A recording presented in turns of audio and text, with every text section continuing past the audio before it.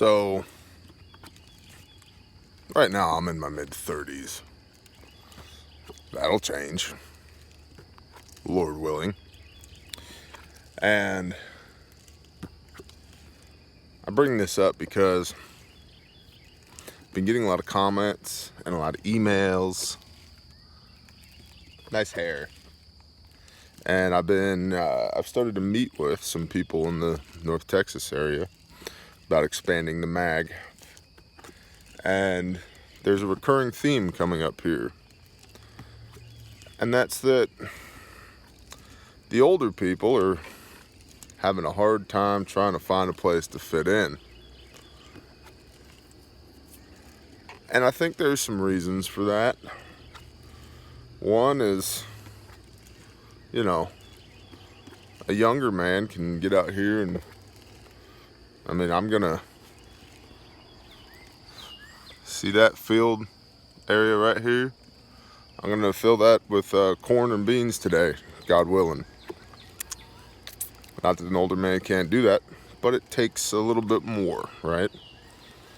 That, and I think a lot of tribes and groups wrap themselves around the axles with the tactical aspect, and it's hard for a 70-year-old man to strap on 70 pounds of gear and get out there and hustle. It's hard for a 40-year-old man to do that, if we're being honest. So while I think those are semi-valid points, I think what people forget is that life is a cross-section of a lot of different situations and circumstances and people. It's not all planting crops. It's not all shooting guns and establishing checkpoints and providing overwatch and security. It's not all that. It is in part that.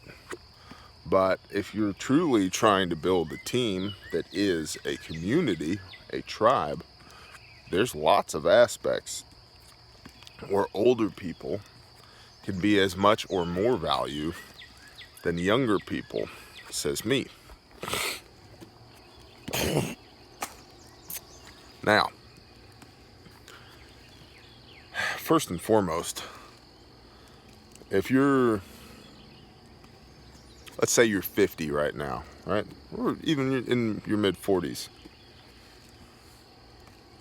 One day you're not gonna be anymore. And, I'm in my mid-30s. One day I'm not gonna be in my mid-30s anymore. I'm gonna be that gray-bearded old man. And I'm gonna need a group to fit into. And I don't think that it's good karma, per se, to exclude people like that now, knowing that sooner or later I'm gonna be people like that later. Because I don't want to have my life experiences and all of my value negated just because the age of my vertebrae and the color of my beard. So I think one of the key contributions of older people is to teach younger people.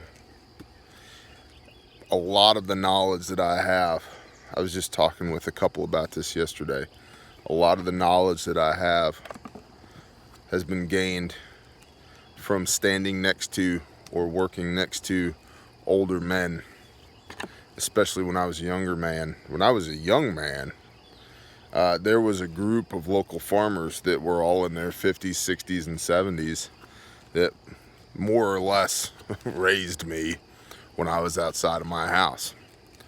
And, we'd bale hay and sit around in the barn after the hay was in, and they drink beer and I drink water, and I just listen to them talk, or working on the tractors, or welding, or framing, or planting, or butchering animals, or whatever.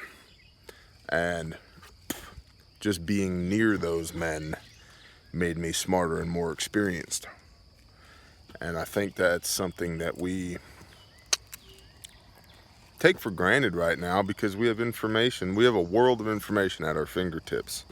Until that goes away, and then you realize Grandma was the original Google, right? Grandpa was the original survival guide. Well, I think it puts you at a disadvantage to not have that wealth of human information at your fingertips, especially in an SHTF scenario. Now, trying to bug out with older people, I can see being a big mess. Grandma here is 80 years old. That would be one of the last things I would ever want to do, is to have to try and move around on foot with 3 children, my wife, and 80-year-old grandma.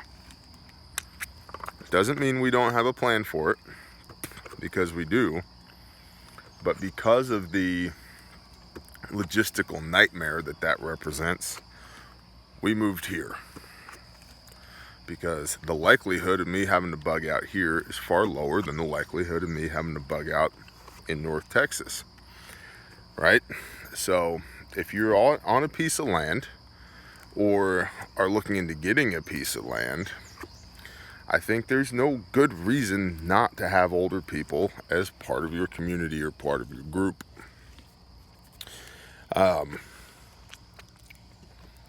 There's also things that you don't have to have a 20-year-old's back to do. Oh, we're about to lose the baby doll. Watcha! Good save, kid. Here you go. Here's your baby. Oh. Oh no. Baby is hard down. Baby is hard down. You want me to hold the baby? Yeah? Okay, I'll hold the baby. Or you want the baby? Okay, you got it? Here, you want this? Yeah. Okay, there you go. So, you don't have to be 20 years old to can green beans in the kitchen. Don't you eat that. Don't eat that. Okay, you can smell it. Okay? Don't eat it. Okay? So, or to repair garments with a needle and thread, or knit socks, or read books and research, right? Or to weed the garden, or watch children, or do laundry, cook meals. And I'll tell you what, a 70-year-old man might have a hard time carrying 70 pounds of gear, but he's not going to have that hard of a time with a scoped long gun, about an 8-pound 308, 20 rounds of ammo, call it 60 rounds of ammo, radio and a pair of binos, and a day pack, 25 pounds. He won't have a hard time with that. And I tell you what, a lot of 70-year-old men have been shooting rifles like that for 60 plus years. That means something. Believe me, that means something. The guy that I learned to shoot long gun from, his name's probably still classified. The guy I learned to shoot long gun from, the first time I got behind the rifle, he was probably in his mid-50s. And this was 15, 20 years ago. I already thought I knew how to pull the trigger on a rifle. I laid down in the prone position behind this rifle, snugged the buttstock up into my shoulder, and before I had even completed squeezing the trigger, he said, "Stop." He said, "I can already tell you're going to throw your rounds high left." And I kind of looked up at him and I said, typically speaking, I do throw my rounds high left. And I usually shoot to compensate for that. I aim low right so that I can hit dead center. And he's like, "Yeah, that's because you got this, this, and this all messed up. And your breathing sucks." And I hadn't even squeezed the trigger yet. Because that guy had been shooting long guns longer than I had been alive at that point. Not that every old man is a sniper, because that's what this guy was. And he trained other scout snipers for 18 years of his career. But point being, he had a wealth of experience that I couldn't have even hoped to accrue by that point in my life. And it will take young men and young women with strong backs and strong hearts and strong minds to get out here and make something of a place like this, in a situation like this.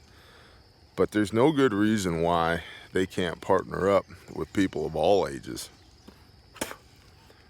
and get some more knowledge and experience out here. Our grandma here on this property has just about identified from memory all but a couple of plants and trees out here where we're like, what in the heck is that? She's like, oh, that's a lobelia. Okay, go ahead and look it up, and she's right. You know, wild irises and wild asparagus and just everything. So, you having fun over there? You good? You good? So, you know, another way to look at this is working in unison, in union, as one. What an interesting concept. Achad.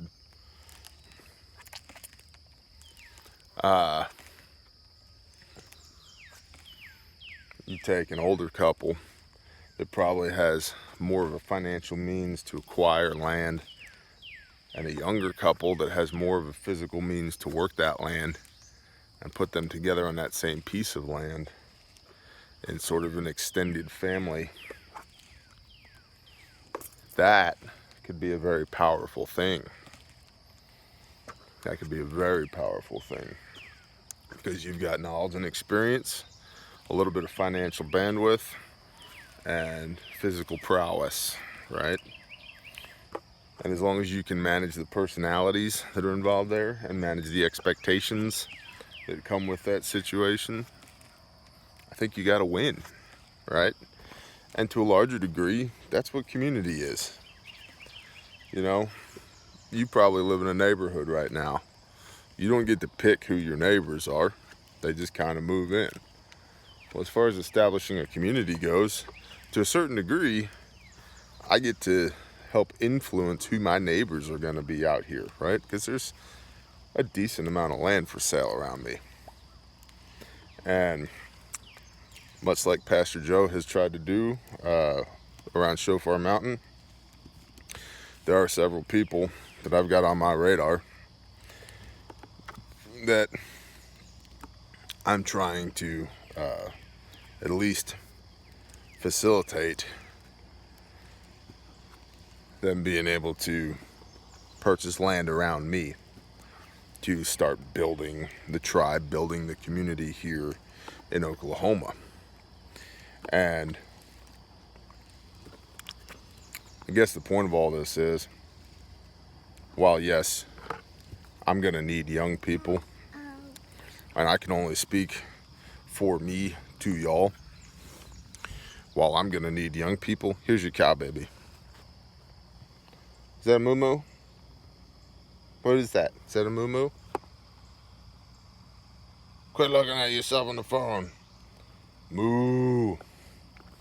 So, I can really only speak for myself. And in relation to y'all, I'm gonna need people of all ages here. And I'm not planning to exclude the older people, because I know they know things that I don't know. And I know that they can do things beside hoe a row and grab their AR-15 and kit up and go out and trade rounds with bad guys if needed. And not that they can't do that either. They just might not do it as quickly as a younger man would. And I have kind of a soft spot in my heart for people of an older age, because like I said, a lot of my formative years were spent around those people, trying to learn as much of their knowledge as possible before they passed on. And I think it's really important, not only now, but especially in SHTF, to get as much of that knowledge into your gray matter as possible, and then disseminate it from there. And I think if you're that older person wondering, what the hell am I going to do when SHTF, get into a group now, find people now, reach out now to people, and you need to look at yourself as an instructor, as a trainer, okay, on the things that you know, because you definitely know things, right? So maybe have 3 to 5 key skill sets that you're just really awesome at, and then figure out how you convey that knowledge to people. How do you get it out of your head and into somebody else's head? And it may be as simple as just jotting down a few talking points, or it may be something that you do an entire outline in a curriculum. It depends on the subject and who you are. Y'all have probably noticed that I can talk ad nauseum on pretty much any subject for 15 to 60 minutes at a time without notes, because that's kind of who I am. Some people aren't that way, but your job as the older person is the instructor and the trainer for the younger people. And younger people, if you're watching this, get your damn ego out of the way. Sit down, shut up, and turn your ears on and listen to the older people in your life. Doesn't mean they know everything, but the things that they do know, they probably know well, because they've had a lifetime of practice doing it. So this is a message of encouragement to the older people in this group, on this channel, who are out there looking for community, and a message of encouragement to the younger people who are trying to build a tribe, build a community, to understand that there is value in having older people around. Yeah, it's more mouths to feed, but I guarantee you, you're going to get a great return on your investment. And I think ultimately, the way all this works is when you do anything with God, you get more back than you put in. Like, he's the ultimate force multiplier. So it's like planting. You take one tiny little seed and you put it in the ground and you water it. And with that water and that soil and the grace of the Father, you get a big giant plant full of hundreds of more seeds from that one, right? So you get back way more than you put in.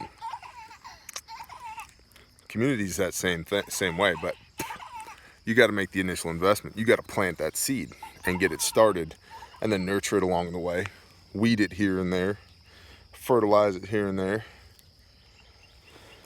But ultimately, when that thing's full grown, boy, you've got way more than you put into it, because that's just how the Father works. So she's pretending to be asleep. Are you asleep? Are you asleep? Are you asleep? Hey. Oh, you're not asleep. Anyway,